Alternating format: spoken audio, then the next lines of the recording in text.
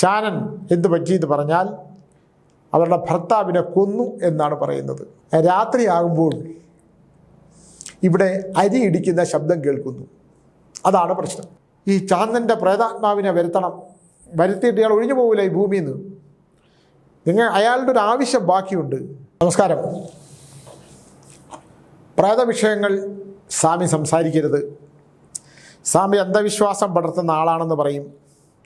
സ്വാമി കഴിഞ്ഞ ദിവസം ചെന്നൈയിൽ ചെന്നപ്പോൾ താങ്കൾ മുറി തുറന്നപ്പോൾ രത്നബാബാരിയായ അഭിലാഷ് ബാലകൃഷ്ണൻ്റെ മുറിയിൽ ഒരു സ്ത്രീയെ കണ്ടു എന്ന് പറയുന്ന കെട്ടുകഥ, ആ കെട്ടുകഥ വിശ്വസിക്കാൻ ഞങ്ങൾക്ക് പ്രയാസമാണ്.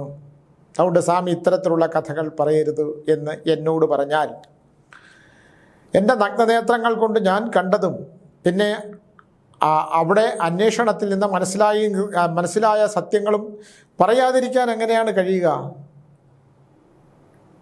ചില സുഹൃത്തുക്കൾ എഴുതുന്നു അത് മദ്യപിച്ചത് കൊണ്ട് തോന്നിയതാണ്. ആരും മദ്യപിച്ചിട്ടുമില്ലായിരുന്നു. മദ്യപിക്കുന്ന സ്വഭാവമുള്ള ആരും അവിടെ ഇല്ലായിരുന്നു. അങ്ങനൊരു സംഭവം നമ്മൾ മുന്നിൽ കണ്ടത് സത്യമാണ്. ഇത് നിങ്ങളെ വിശ്വസിപ്പിക്കാൻ വേണ്ടി പറയുന്നതല്ല. അപ്പോഴാണ് അടുത്തൊരു സത്യം ഒരാൾ എന്നോട് പറയുന്നത്. ഇന്ന് രാവിലത്തെ വിഷയമാണ്. കൊല്ലത്തിനടുത്തുള്ളൊരു വീടാണ്. അടുത്തൂടെ ഒരു നദി ഒഴുകി പോകുന്നുണ്ട്. നദിയുടെ തീരത്ത് പണ്ട് നദി വളരെ അകലത്തായിരുന്നു. അതിൻ്റെ മണ്ണ് ഇടിഞ്ഞിടിഞ്ഞ് പോയി നദി ഇങ്ങനെ അകത്തോട്ട് കയറി. അപ്പോൾ അവിടെ പഴയ ഒരു വീടും ഉണ്ടായിരുന്നു, തറവാടുണ്ടായിരുന്നു. പഴയ വീടെന്ന് പറയുന്നത് പഴയ ഒരു ഓലപ്പുരയായിരുന്നു. ആലപ്പുഴയിൽ ചാന്തൻ എന്ന് പറയുന്ന ഒരാളുണ്ടായിരുന്നു അത്രേ. അദ്ദേഹം ആ പറമ്പൊക്കെ നോക്കി നടത്തിയിരുന്ന ഒരാളാണ്. ആ പറമ്പിലെ തേങ്ങ വെട്ടുകയും ഈ തറവാടിൻ്റെ ഭാഗമായി കൃഷിയൊക്കെ നടത്തിയിരുന്ന ആളാണ്. അദ്ദേഹം അടുക്കളയിൽ ഉച്ചയ്ക്ക് വന്നിരിക്കും. ഭക്ഷണം വിളമ്പിക്കൊടുത്താൽ ഒരുപാട് മരിച്ചീനി എന്നാണ് നമ്മൾ പറയുക, കിഴങ്ങെന്ന് പറയും. കപ്പക്കിഴങ്ങ് കഴിക്കുകയും മീൻകറിയോടുകൂടി നന്നായിട്ട് കഴിക്കുകയും പിന്നെ വളർന്നു കിടന്ന് ഉറങ്ങുകയും ചെയ്യും. വീണ്ടും പോയി പണി ചെയ്യും. പശുക്കളെയൊക്കെ നോക്കും. ഞാൻ വിവാഹം കഴിച്ചിട്ടില്ല. അങ്ങനെ കുറേ കാലം കഴിഞ്ഞപ്പോൾ ആ തറവാട് കാരണവർക്ക് തോന്നി. ചാനനോട് ചോദിച്ചു, താങ്കൾ ഇദ്ദേഹത്തിൻ്റെ അപ്പൂപ്പനാണ്, വന്നയാളിൻ്റെ അപ്പൂപ്പൻ പറഞ്ഞു, നിങ്ങൾ ഒരു വിവാഹം കഴിക്കേണ്ട ഞാനാ, ഈ ഒറ്റയ്ക്ക് എത്ര കാലം ഇങ്ങനെ ജീവിക്കും? ഓ വേണ്ട തമ്പുരാ, ഞാനിങ്ങനെയൊക്കെ കഴിഞ്ഞോളാം. നല്ലവണ്ണം പിന്നെ ഭക്ഷണം കഴിക്കും. മദ്യപാനമുണ്ടോ എന്നുള്ളതിനെക്കുറിച്ച് ഇദ്ദേഹത്തിന് അറിയില്ല. ഈ ഓലപ്പുരയിലാണ് ഇദ്ദേഹത്തിൻ്റെ കിടപ്പ്. അങ്ങനെ ഇരിക്കുമ്പോഴാണ് അവിടെ ഒരു സ്ത്രീ വരുന്നു. ഈ വീട്ടുപണിക്കായിട്ടൊരു സ്ത്രീ വരുന്നു. അവരെ വിവാഹം കഴിച്ചിട്ട് ഭർത്താവില്ലാതെ ജീവിക്കുന്ന ഒരു സ്ത്രീയാണ്. സ്വാഭാവികമായിട്ടും ചാനനുമായിട്ടൊരു അടുപ്പമുണ്ടായി. അവർ ഈ ചാനനേക്കാൾ കുറച്ച് മൂത്ത സ്ത്രീയാണ്. അവർ അരി ഇടിക്കുന്ന ആ കാര്യത്തിൽ ചാനന് സഹായിക്കാനായിട്ട് ചെന്നു. അങ്ങനെ അരി ഇടിക്കുന്ന ചാനൻ അവരെ സഹായിച്ചു. അവർ തമ്മിലൊരു സ്നേഹബന്ധം ഉണ്ടായി. അപ്പോൾ ഒരു മകനുണ്ട്. ആ സ്ത്രീക്കൊരു മകനുണ്ട്. ഭർത്താവ് ഉപേക്ഷിച്ചു പോയ സ്ത്രീയാണ് എന്നാണ് ഇദ്ദേഹം പറയുന്നത്. എന്തായാലും ആ മകന് ചാനൻ ശമ്പളം കിട്ടുന്ന പൈസയിൽ ഒരു തുക ആ സ്ത്രീക്ക് കൊടുക്കും. അവർ രണ്ടുപേരുടെ ഈ വീട്ടിൽ താമസിക്കാൻ തീരുമാനിച്ചു. ഇവരങ്ങനെ ജീവിച്ചുകൊണ്ടിരിക്കുമ്പോഴാണ് യാതൊരു ബുദ്ധിമുട്ടുമില്ല. വീട്ടിൽ പശുക്കളെ മേയ്ക്കും, തേങ്ങ വെട്ടും, അവിടുത്തെ കാര്യങ്ങളൊക്കെ ചെയ്യും. ഒരു തമ്പ്രാൻ എന്ന് വിളിക്കുന്ന കാലഘട്ടത്തിൽ നിന്ന് ഇങ്ങോട്ട് മാറി വരുന്ന ഒരു സമയമാണ്. അങ്ങനെ ഈ സ്ത്രീയുമായിട്ട് സുഖമായിട്ട് ജീവിച്ചുകൊണ്ടിരിക്കുന്ന സമയത്താണ് ഒരു ദിവസം ഒരു പയ്യൻ ഇവരെ അന്വേഷിച്ച് വരുന്നു. അപ്രതീക്ഷിതമായിട്ടാണ്. ആരാണ്? ഇവരുടെ മകനാണ്. ഇവരുടെ മകൻ പറയുന്നു, ഇവരുടെ മകനെ കണ്ട് ഈ സ്ത്രീ അന്തം വിട്ടുപോയി. മകൻ പറയുന്നു, അച്ഛൻ നിങ്ങളെ അന്വേഷിക്കുന്നുണ്ട്. അപ്പോഴാണ് ഇവരുടെ ഭർത്താവ് ജീവിച്ചിരിപ്പുണ്ടെന്ന് മനസ്സിലാകുന്നത്. ഇയാൾ ഈ സ്ത്രീയോടൊപ്പം താമസിക്കുന്നതാണ്. ഇവരക്കിടയിൽ ഒരു ഭയങ്കര വിപ്ലവം ഉണ്ടാകുകയാണ്. ഒന്ന് ആലോചിച്ച് നോക്കൂ. ചാനനെ സംബന്ധിച്ചിടത്തോളം ഈ സ്ത്രീയുമായിട്ട് ജീവിക്കുമ്പോൾ ഈ സ്ത്രീക്ക് ഭർത്താവ് ഒരു കുട്ടിയുണ്ട്. ഈ കുട്ടി വരുന്നു, അച്ഛൻ വന്നിട്ടുണ്ട്. അച്ഛൻ ഒരു കൊലക്കേസിൽ പ്രതിയായി ജയിലിലായിരുന്നു. ജയിലിൽ നിന്ന് അച്ഛൻ തിരിച്ചു വന്നിട്ടുണ്ട്. അപ്പോൾ പറഞ്ഞു, എനിക്ക് നിൻ്റെ അച്ഛനെ വേണ്ട, ഞാനിവിടെ സുഖമായിട്ട് ജീവിച്ചുകൊണ്ടിരിക്കുകയാണ്, എനിക്ക് അയാളെ കാണണ്ട. അങ്ങനെ പറഞ്ഞാൽ പറ്റത്തില്ല, ഞാൻ നിങ്ങളെയും കൊണ്ടേ പോവുള്ളൂ. എന്നാലോചിച്ചു. ഒരു ധർമ്മസങ്കടം. ആ വീട്ടുകാരാകെ ബുദ്ധിമുട്ടിലായി. എന്ത് ചെയ്യണം എന്നറിയാതെ ചാനനോട് ചോദിച്ചു, എന്താ ചെയ്യേണ്ടത്? അപ്പോൾ പറഞ്ഞു, അത് അവളുടെ ഇഷ്ടം പോലെ ചെയ്യട്ടെ. ഇപ്പോൾ അവൾക്ക് ഭർത്താവും കുട്ടിയുണ്ടെന്ന് എന്നോട് പറഞ്ഞില്ല. എനിക്ക് അവളോട് വിരോധമൊന്നുമില്ല. അവൾക്ക് വേണമെങ്കിൽ പൊക്കോട്ടെ. അപ്പോൾ അവർക്ക് പക്ഷേ ചാനനെ വിട്ടു പോകാനുള്ളൊരു മനസ്സില്ല. എന്തായാലും വീട്ടുകാരെല്ലാം കൂടെ ഇടപെട്ട് നിങ്ങളെന്തായാലും ഭർത്താവിനെ പോയി എന്ന് കണ്ടിട്ട് വരൂ എന്ന് പറഞ്ഞ് ഈ മകനോടൊപ്പം ഇവരെ യാത്രയാക്കി ഇവർ പോയി. ചാനൻ അന്ന് മുതൽ ദുഃഖിതനാണ്. അതുവരെ മദ്യപിക്കാത്ത ചാനൻ മദ്യപിക്കും, സിഗരറ്റ് വലിക്കുകയൊക്കെ ചെയ്യും. അദ്ദേഹം പോയി ക്രമേണ അദ്ദേഹത്തിൻ്റെ ഒരു സ്ത്രീയുടെ സ്നേഹം ലഭിക്കാതെ ജീവിച്ച ഒരു പുരുഷനെ സംബന്ധിച്ചിടത്തോളം അവനെ അങ്ങനെ ഒരു സ്ത്രീയുടെ ആയിട്ടൊരു ബന്ധം വന്നു കഴിഞ്ഞപ്പോൾ ആ സ്ത്രീ വിട്ടുപോയപ്പോൾ ഉണ്ടാകുന്ന മനോദുഃഖം കാരണം ചാനൻ മറ്റൊരവസ്ഥയിലാക്കി. എന്നോട് ചാനൻ പറഞ്ഞു, എനിക്ക് തമ്പ്രാനെ, അവളെല്ലാവർക്കും അറിയാം, കാരണം നിനക്ക് അവർ പോയ നീലാന്നങ്ങാണ്ടാണ് അവരുടെ പേര്, പോയതിന് ശേഷം നിനക്ക് ദുഃഖമാണല്ലേ, ദുഃഖം നിനക്ക് സഹിക്കാൻ വയ്യ. അയാൾ അതിന് മറുപടി പറയില്ല. എന്നെങ്കിലും ഒരിക്കൽ അവൾ വരും തമ്പുരാനെ, എനിക്കതാണ് ഇഷ്ടം, എനിക്ക് അവളെ കൂടെ ജീവിച്ച് മരിക്കണം, അതുവരെ ഞാനിവിടെ പശുവിനെയൊക്കെ മേച്ച് അങ്ങനെ അയാളങ്ങനെ കഴിഞ്ഞു പോകുമ്പോൾ എന്നാൽ അയാളുടെ ഉപബോധ മനസ്സിൽ അവളോടുള്ള തീഷ്ണമായ ഒരു സ്നേഹം ഉണ്ട്. അപ്പോൾ ഈ ഓലക്കുടിലാണ്, ഈ പുഴയുടെ തീരത്തുള്ള ഓലക്കുടിലാണ് ഇദ്ദേഹം താമസിച്ചുകൊണ്ടിരുന്നത് അത്രേ. അപ്പോഴും അവർ പോയതിന് ശേഷം അയാൾ പറഞ്ഞു, ആ അരി ഇടിക്കുന്ന ഉലക്കയുണ്ടല്ലോ തമ്പുരാനെ, അത് എനിക്ക് വേണം. അതെന്തിനാണ്? അത് ഞാൻ അവൾക്ക് ഉലക്ക കൊണ്ട് അരി ഇടിച്ചു കൊടുത്തതാണ് പഴയ ഇതിനകത്ത്. അപ്പോഴാണ് ഇയാൾക്ക് ഈ സ്നേഹം മനസ്സിലായത്. എന്നാൽ അവർ ഈ ഉലക്ക കൊണ്ടിങ്ങനെ ഇടിച്ച ഉലക്കയെങ്കിലും വേണം എന്ന് ഇയാൾ പറഞ്ഞപ്പോൾ അതെടുത്തോളൂ, നമുക്ക് വേറെ ഒരെണ്ണം വാങ്ങിക്കാം എന്ന് പറഞ്ഞ് ഇവരുടെ സ്നേഹത്തിൻ്റെ ആഴം മനസ്സിലാക്കി. ഒരു ദിവസം ഇവിടെ എത്ര ദൂരമാണ് എങ്ങനെയാണെന്നൊന്നും അറിയില്ല. ഒരു ദിവസം ഒരു വാർത്ത കേൾക്കുന്നത്, ഒരു പോലീസ് ജീപ്പ് ഒന്നിക്കുന്നു. പോലീസ് ജീപ്പിൽ നിന്ന് പോലീസുകാർ ഇറങ്ങി വരുന്നു. ചാനനെ കുറിച്ച് അന്വേഷിക്കുന്നു. ഇവർക്കാർക്കും ഒന്നും മനസ്സിലായില്ല. കാരണം ചാനൻ എന്ത് പറ്റിയെന്ന് പറഞ്ഞാൽ അവരുടെ ഭർത്താവിനെ കൊന്നു എന്നാണ് പറയുന്നത്. അപ്പോൾ ചാനൻ ഇവിടുന്ന് എങ്ങോട്ടും പോയിട്ടില്ല, ചാനനെ സൈക്കിൾ ചവിട്ടാൻ അറിയില്ല, ചാനൻ എങ്ങനെയാണ് ഇവിടുന്ന് പോയെന്നുള്ളത് അറിയില്ല. അങ്ങനെയല്ല, അവരാണ് കൊന്നു. ചാനനെ അന്നത്തെ ദിവസം രാത്രി ഒലക്ക കൊണ്ട് ഭർത്താവിനെ അടിച്ചു കൊന്നു എന്നുള്ളതാണ്. എങ്ങനെയാണ് എന്ന് ചോദിച്ചാൽ നമുക്കിതിന് സത്യസന്ധമായ ഒരു മറുപടി അല്ലെങ്കിൽ ഉത്തരം കണ്ടെത്താൻ കഴിയില്ല. ചാനനെ കേസിൻ്റെ വിചാരണയ്ക്ക് ശേഷം ശിക്ഷിച്ചു. ജയിലിൽ കിടന്ന് ചാനൻ മരിച്ചു. ആ സ്ത്രീ വളരെക്കാലം ചാനനെ അന്വേഷിച്ചു പോവുകയൊക്കെ ചെയ്തു. ആ മകൻ അവരെ ഉപേക്ഷിച്ചു പോയി. പക്ഷെ ഇയാൾ എങ്ങനെയാണ് മരണപ്പെട്ടത്, എങ്ങനെയാണ് ചാനൻ അവരെ പോയി കൊന്നതെന്നുള്ള സത്യം മാത്രം അറിയില്ല. ഇപ്പോഴുള്ള വിഷയം അതല്ല. രാത്രിയാകുമ്പോൾ ഇവിടെ അരി ഇടിക്കുന്ന ശബ്ദം കേൾക്കുന്നു. അതാണ് പ്രശ്നം. അരി ഇടിക്കുന്ന ശബ്ദം കേൾക്കുന്നു. പിന്നെ അത് മാത്രമല്ല, രാത്രിയിൽ ചാനൻ ഒരു ടോർച്ച് ഉണ്ടായിരുന്നു. ആദ്യം റാന്തൽ വിളക്കായിരുന്നു. ആ റാന്തൽ വിളക്കിന് ശേഷം വിദേശത്ത് അവിടെ ആ കുടുംബവുമായിട്ട് ബന്ധപ്പെട്ട ഒരാളുണ്ടായിരുന്നു. അപ്പോൾ ഈ റാന്തലുമായിട്ടാണ് ആദ്യമൊക്കെ ചാനൻ അവിടെയൊക്കെ നടന്നിരുന്നത്. രാത്രിയൊക്കെ എഴുന്നേറ്റ് നടക്കും. കാരണം കൃഷി നശിപ്പിക്കാനായിട്ട് പന്നികൾ വരുമ്പോൾ ചാനൻ ചെറിയ വെടികളൊക്കെ വെച്ചിട്ട് ഈ പന്നികളെ ഓടിക്കുന്നൊരു സ്വഭാവം ഉണ്ടായിരുന്നു. അപ്പോൾ നിലവിൽ രാത്രികളിൽ ചാനൻ്റെ ആ കുടിൽ പ്രദേശത്ത്, ഈ പുഴയുടെ തീരത്തുള്ള കുടിൽ പ്രദേശത്ത് വിളക്കിൻ്റെ വെളിച്ചം കാണുകയും റാന്തൽ കാണുകയും ഒക്കെ ചെയ്യുന്നു. രാത്രി വിളക്കിങ്ങനെ ടോർച്ചിൻ്റെ വെളിച്ചം കാണുന്നു. ചാന്ദനെ പോലെ ആരോ രാത്രികളിൽ അവിടെ സഞ്ചരിക്കുന്നതായി കാണുന്നു. ഇതാണ് അവരുടെ പ്രശ്നം.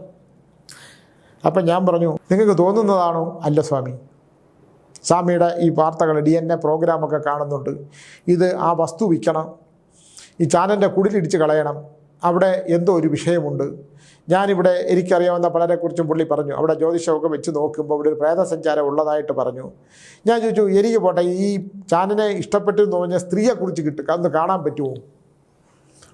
അപ്പോൾ ഇവരതിനെക്കുറിച്ച് അന്വേഷിച്ചിട്ടില്ല. ഈ മകനെക്കുറിച്ച് അന്വേഷിക്കുമോ? അതൊന്നും നമുക്ക് കിട്ടില്ല. നമുക്ക് വേണ്ടത് ചാനൻ അരി ഇടിക്കുന്ന ചാനൻ്റെ ശബ്ദം. ചാനൻ വന്നിട്ട് ഈ അരി ഇടിക്കുന്ന ശബ്ദം കേൾക്കാം. അത് ചില ദിവസങ്ങളിൽ നന്നായി കേൾക്കാം. ചാനൻ്റെ കിതപ്പ് കേൾക്കാം. റാന്തൽ പ്രകാശിപ്പിച്ച് കിടക്കുന്ന കാണാം. ടോർച്ചടിക്കുന്ന ശബ്ദം കേൾക്കാം. പുറത്തുകൂടെ ആൾക്കാർ നടക്കുന്ന ശബ്ദം കേൾക്കാം. പ്രേത വിഷയമാണ് സ്വാമി. ഇതിനെ ആവാഹിച്ചെങ്ങനെങ്കിലും ചാനനെ ഇവിടുന്ന് മാറ്റി തന്നേ പറ്റുള്ളൂ. അയാൾക്ക് ആ സ്ത്രീയോടുള്ള തീവ്രമായ സ്നേഹം കൊണ്ട് അയാൾ അവിടെ പോയി കൊന്നു. എങ്ങനെ കൊന്നു എന്നുള്ളതിനെക്കുറിച്ച് യാതൊരു വ്യക്തമായ ധാരണയും ഇല്ല. പക്ഷേ മരണപ്പെട്ടു എന്ന് പറയുന്നതും ചാന്ദൻ അയാളെ ഉലയ്ക്കൊക്കെ അടിച്ച് കൊന്നു എന്നുള്ളതും ആ ഉലയ്ക്ക തെളിവായി രേഖ എന്നും ബാക്കിയുള്ള ശാസ്ത്രീയമായ എല്ലാ തെളിവുകളും ഉണ്ടെന്നും ചാന്തൻ കുറ്റസമ്മതി ജയിലിൽ കിടന്ന് മരിച്ചു എന്നുള്ളതും വളരെ സത്യമായ കാര്യമാണ്. ഈ സ്ത്രീയെക്കുറിച്ചൊന്നും വ്യക്തമായ ധാരണകളോ അറിവുകളോ ഒന്നുമില്ല. ഞാൻ പറയുന്നത് മനുഷ്യബന്ധങ്ങൾ അല്ലേ, മനുഷ്യൻ്റെ ബന്ധങ്ങൾ, ആ ബന്ധത്തിൻ്റെ ദൃഢതകൾ, ഇഷ്ടം, പ്രണയം, ആ പ്രണയത്തിൻ്റെ തീഷ്ണത, ഒരിക്കലും പ്രണയിക്കാതെ ഒറ്റയ്ക്ക് ജീവിച്ചുകൊണ്ടിരിക്കുന്ന ഒരാളുടെ ജീവിതത്തിലേക്ക് ഒരു സ്ത്രീ കടന്നു വരുന്നു. അവരുടെ സ്വകാര്യമായ ജീവിതം ഭയങ്കര അപകടകരമായ അവസ്ഥയിലായിരുന്നു. അവർക്കൊരു മകനുണ്ട്. അയാൾക്ക് ഒരാളിൽ നിന്ന് സ്നേഹം ലഭിക്കണം. ആ സ്നേഹം അവർക്ക് നഷ്ടപ്പെടുത്താൻ വയ്യ. എനിക്കറിയാവുന്ന ഒരാളെ, നമ്മൾ അത് ചില കാര്യങ്ങൾ അങ്ങനെയാണ്. എനിക്കറിയാവുന്ന ഒരാളെ ജോലിയില്ല എന്ന് പറഞ്ഞപ്പോൾ അദ്ദേഹത്തിന് ഒരു ജോലി ഉണ്ടായിരുന്നു, സർക്കാരുമായിട്ട് ബന്ധപ്പെട്ട ഒരു ജോലി ഉണ്ടായിരുന്നു. അവരുടെ ഭാര്യ പറഞ്ഞു ജോലിയില്ല, ഇയാൾ ജോലി കഴിഞ്ഞാൽ ഇയാൾ എന്ത് ചെയ്യാൻ പറ്റും എന്ന് ചോദിച്ചു. അപ്പം എനിക്കറിയാൻ പറ്റുന്ന ഒരു ഫ്ലാറ്റിൽ അയാൾക്കൊരു ജോലി കൊടുപ്പിച്ചു. ജോലി കൊടുത്തപ്പോൾ ഇദ്ദേഹം ഈ ഒരു പ്രണയവീരനാണ്. ഏത് സ്ത്രീകളോടും ഒരു നിമിഷം കൊണ്ട് പ്രണയിക്കാൻ പറ്റുന്ന അസാമാന്യമായ കഴിവുള്ള ഒരാളാണ്.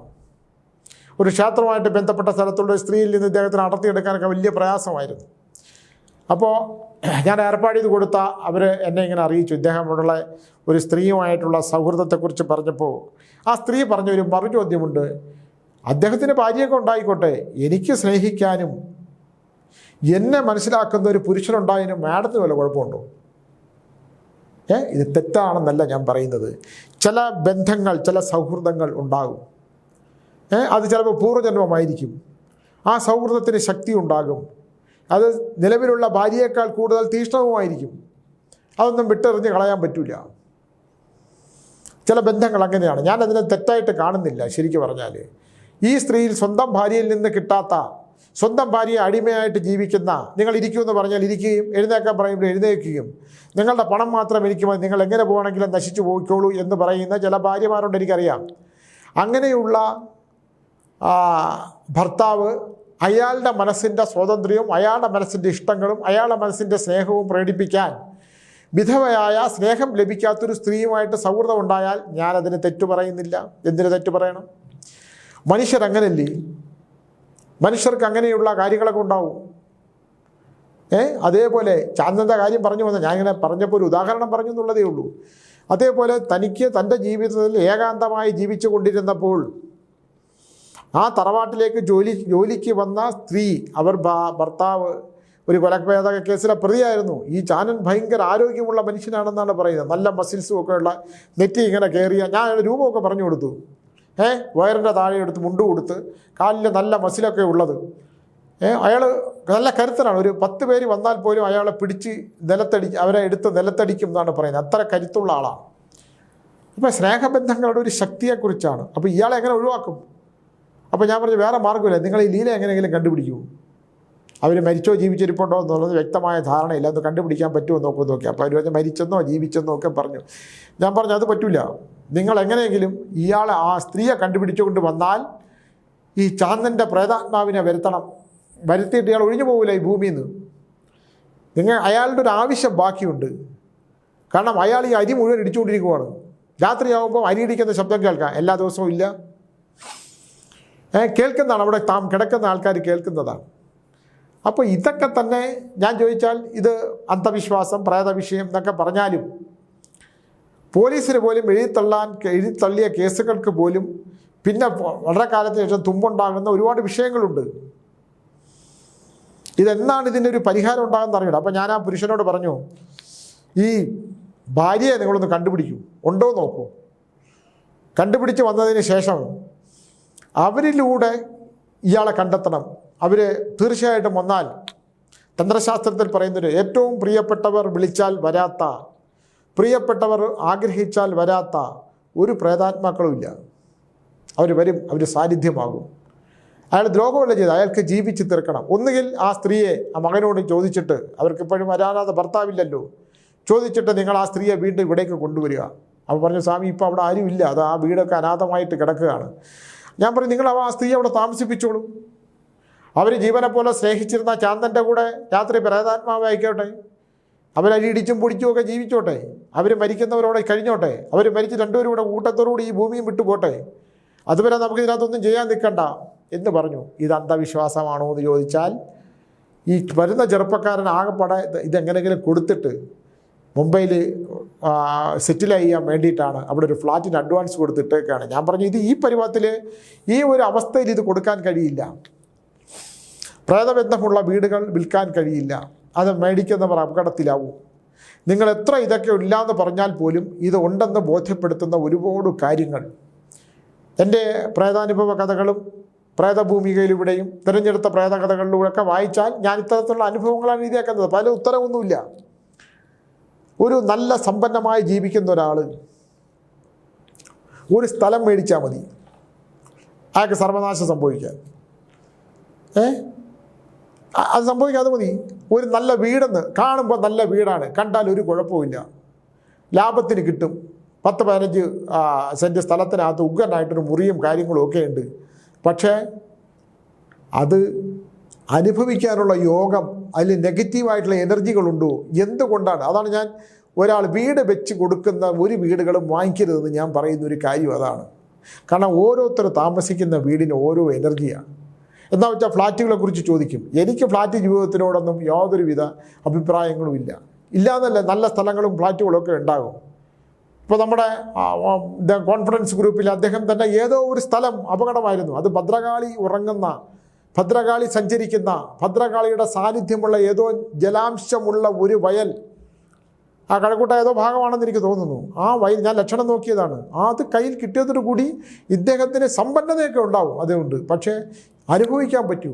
ആ നല്ല പ്രായം മുഴുവൻ സ്വയം തോക്കെടുത്ത് വെടിവെച്ച് ഈ ഭൂമിയിൽ നിന്ന് പോയില്ലേ? ഭൂമി എന്ന് പറയുന്നത് നമ്മൾ വളരെ സൂക്ഷിക്കണം. പ്രേതാത്മാക്കൾ ഇല്ല എന്ന് ആരെങ്കിലും ബോധ്യപ്പെടുത്താനായിട്ട് എനിക്ക് അങ്ങനെയൊന്നും ഇല്ല സ്വാമി, ഞാനിതൊക്കെ സ്വാമി ചുമ്മാ ഇവിടെ വന്നിരുന്നു ഇതൊക്കെ പറയുകയാണ്, സ്ഥലത്തിലും അങ്ങനെയൊന്നുമില്ല, മരിച്ചു കഴിഞ്ഞാൽ ഒന്നുമില്ല, മരിച്ചു കഴിഞ്ഞാൽ യാതൊരു വിഷയമില്ല, ഇതൊക്കെ അങ്ങനെ വെറുതെ കളയേണ്ടതാണ്, ഇതൊക്കെ അന്ധവിശ്വാസങ്ങൾ പടർത്തുന്നതാണെന്ന് പറഞ്ഞാൽ, ഈ അടുത്ത കാലത്ത് ഒരാൾ കൊല ചെയ്യപ്പെട്ട രാഷ്ട്രീയത്തിൽ നമ്മൾ വളരെ കൂടുതലാണ്, നമ്മൾ ഈ കേരളം വിട്ട് കേരളത്തിൻ്റെ ഒരു ഭാഗത്തുള്ളതാണ്, ഞാൻ ഏത് സ്ഥലമെന്ന് പറയുന്നില്ല, ഒരു രാഷ്ട്രീയ കൊലപാതകം നടന്നു. 2 തലമുറ മുമ്പ് നടന്ന ഒരു കൊലപാതകം, രാഷ്ട്രീയ കൊലപാതകമാണ്. അത് ഇദ്ദേഹം കൂടെ പോയതേ ഉള്ളൂ, മറ്റുള്ളവരാണ് ഇതൊക്കെ ചെയ്തത്. അദ്ദേഹത്തിൻ്റെ 3ാം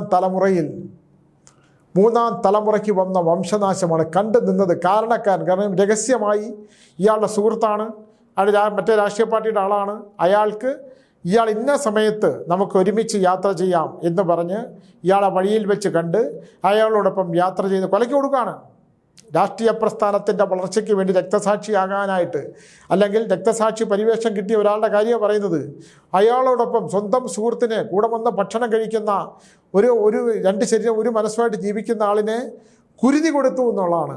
അങ്ങനെ കൊടുത്ത ഒരാളെ അയാൾ വെട്ടിക്കൊന്നപ്പോൾ ഇയാൾ നോക്കി നിൽക്കുകയാണ്. ഒറ്റ വെട്ടിന് അയാൾ നിലത്ത് വീണു എന്നുള്ളതാണ്. നിലത്ത് വീണ് അയാളുടെ ഒരലർച്ചയിൽ അയാളെ കണ്ണുകൾ കൊണ്ട് ഇയാളെ ഇങ്ങനെ നോക്കി. ആ നോട്ടം ഇയാൾക്ക് മറക്കാൻ കഴിഞ്ഞില്ല. അയാൾ മെൻ്റലി പ്രശ്നമായിപ്പോയി, ഭ്രാന്ത് പിടിച്ച് മരിച്ചതിൻ്റെ ഏറ്റവും ദയനീയമായൊരവസ്ഥ ആ കുടുംബം മുഴുവൻ ശിഥിലമായി പോയി എന്നാണ്. അത് ഞാൻ ഇപ്പോഴും പറയാം, ഏത് രാഷ്ട്രീയ കൊലപാതകമാണെങ്കിലും, ഏത് മറ്റൊരാളെ കൊന്നു കഴിഞ്ഞാൽ ഉണ്ടാകുന്ന വംശത്തിന്, 3ാം വംശത്തിനുണ്ടാകുന്ന ഭ്രാന്തമായ അവസ്ഥ, അത് അധികാരത്തിലിരുന്നാലും ഇല്ലെങ്കിലും കൊലപാതകം ദൈവമല്ലാതെ മനുഷ്യനാൽ കൊല്ലപ്പെടുന്നൊരവസ്ഥയുണ്ട്. അല്ലെങ്കിൽ യുദ്ധമാണെങ്കിൽ പോലും ഞാൻ പറയുന്നത് അതിന് സർവനാശമാണ്, മനോദുഃഖമാണ്, പ്രേതമായിട്ട് അലഞ്ഞു നടക്കും. മുൾമുരുക്കുകൾ നിൽക്കുന്ന, ശവങ്ങൾ കത്തുന്ന ശ്മശാനങ്ങളിൽ ദുരിതപ്പെട്ട് നിൽക്കുന്ന, ദുർഗന്ധപ്പേറി നിൽക്കുന്ന ഒരവസ്ഥ ഉണ്ടാകും. ധൂമമാണ് പ്രേതാത്മക്കൾ എന്ന് പറഞ്ഞാൽ ധൂമമാണ്. സാരിയും ബ്ലൗസൊന്നുമില്ല, വസ്ത്രങ്ങളുമില്ല, ധൂമമാണ്. ആ ധൂമത്തിനേക്കുന്ന ആഘാതം അത് വളരെ, നമ്മൾ തൊട്ടാൽ പുകയാണ്. അപ്പോൾ ഇത്തരത്തിലുള്ള ഈ നിഗൂഢമായിട്ടുള്ള ചില സത്യങ്ങൾ, ആ സത്യങ്ങളിലേക്ക് നമ്മൾ ആഴങ്ങളിലേക്ക് ഇറങ്ങിച്ചെന്നാൽ നമുക്ക് തിരിച്ചറിയാൻ പറ്റാത്ത ഒരുപാട് വിഷയങ്ങൾ ഈ ഭൂമിയിലുണ്ട്. ഒരുപാട്.